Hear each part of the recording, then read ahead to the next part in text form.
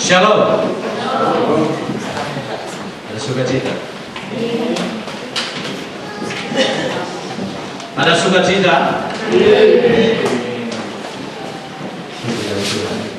Mari kita baca bagian firman Tuhan kita di dalam Mazmur pasal yang ke-40 ayat yang ke-6 dan yang kedua dalam Mazmur pasal 116 ayat yang ke-12 dan ayat sampai ayat ke-14.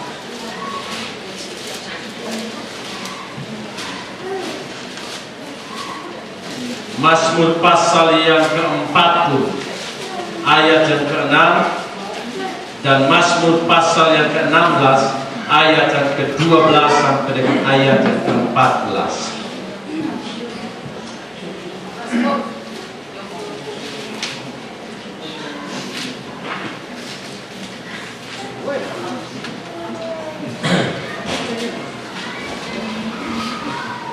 Mazmur pasal yang ke-40 ayat yang ke-6 dan Mazmur pasal 116 ayat 12 sampai dengan ayat yang ke-14.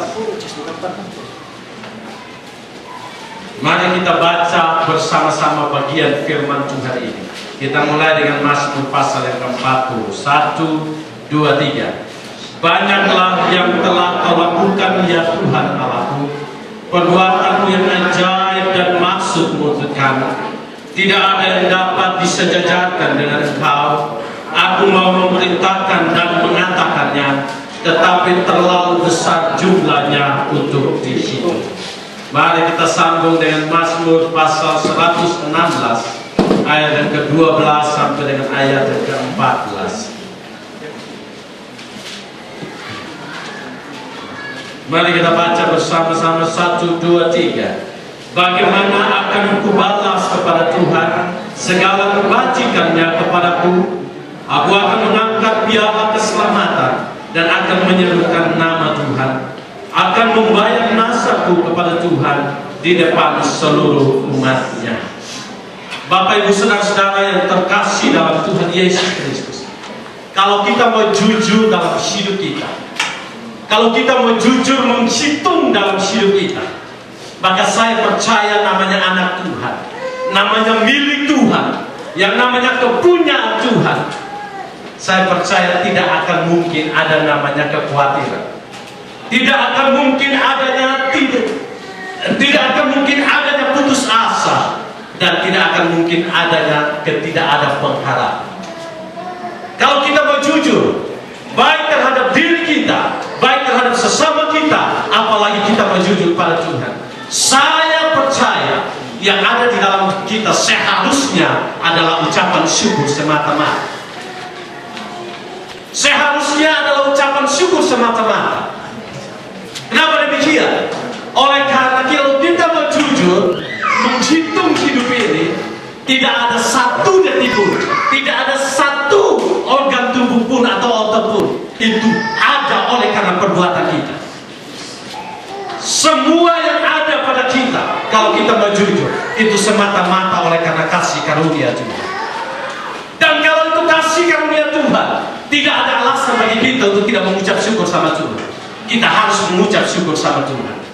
Dan saudaraku, kenapa Tuhan bilang dalam 1 Tesalonika 5 ayat 18, Tuhan katakan mengucap syukur dalam segala hal. Selanjutnya kalimat yang indah, karena itulah yang dikehendaki oleh Allah. Kenapa Tuhan katakan bahwa mengucap syukur adalah sesuatu yang dikehendaki oleh Allah?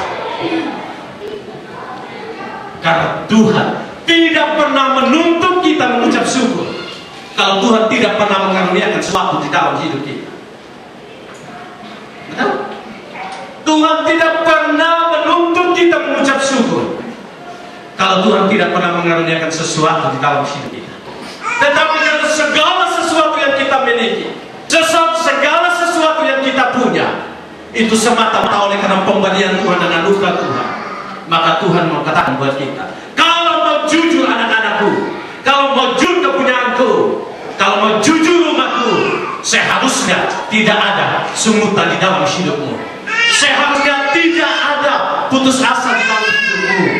Seharusnya tidak ada namanya, tidak ada pengharapan dalam hidupmu. Yang seharusnya ada adalah ucapan syukur. Dan ucapan syukur itu ada kalau orang jujur menghitung hidupnya. Maka hari ini kita akan bicara firman Tuhan hari ini dengan tema menghitung berkat Tuhan. Ada lagunya dong?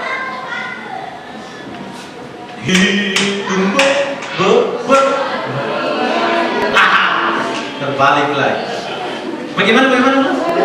Berkat Tuhan mari hitunglah. Betul. Kau dan kagum oleh kasih-Nya. Berkat Tuhan mari hitunglah. Kau niscaya kagum oleh kasih-Nya. Sinode gemit dengan saya nyanyi salah pasti sudah dicoret ya, jadi ngomong ini karena terlalu melawan buana ini. Begitu toh? Hitung berkat. Tapi pertanyaan saya buat kita, ketika kita menyanyikan lagu hitung berkat, jujurkah dalam hidup kita? Kita hitung berkat sungguh-sungguh dalam hidup kita. Dan kalau kita mau jujur hitung berkat dalam hidup kita, saya percaya tidak ada namanya sungguh-sungguh. Tidak ada yang namanya saya kekurangan. Tidak ada yang berani katakan saya putus asa dalam hidup ini. Tetapi yang seharusnya ada dalam ucapan syukur.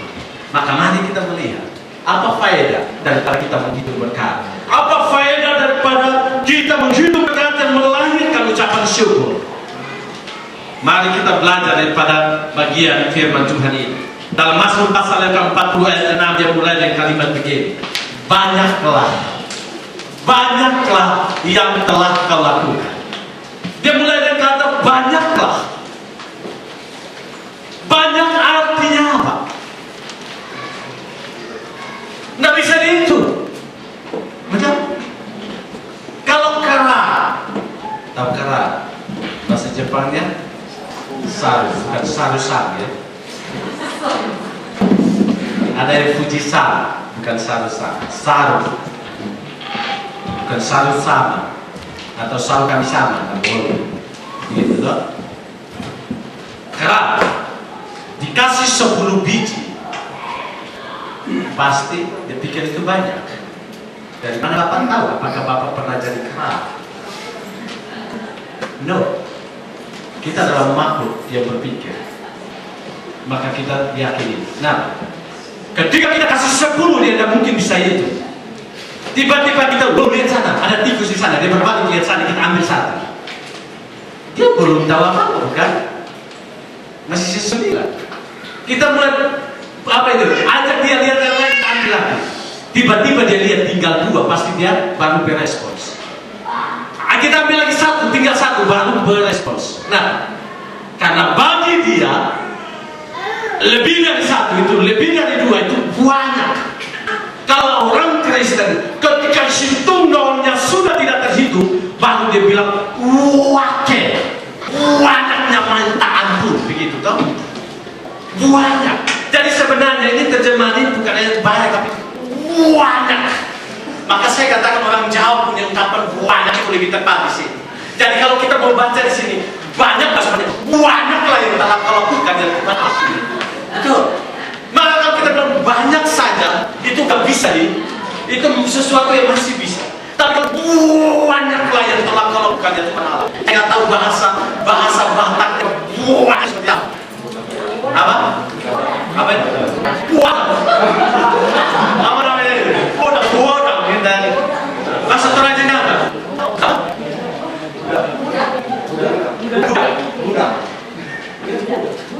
Buddha. Bukan Buddha. Kalau Buddha itu Toraja dicampur dengan Jawa. Buddha. Nah, Buddha. Bahasa Jawanya sudah, bahasa Bataknya sudah, bahasa Chinese-nya apa? Jangan jadi Chinese sekarang. Apa? Encok Pegelino.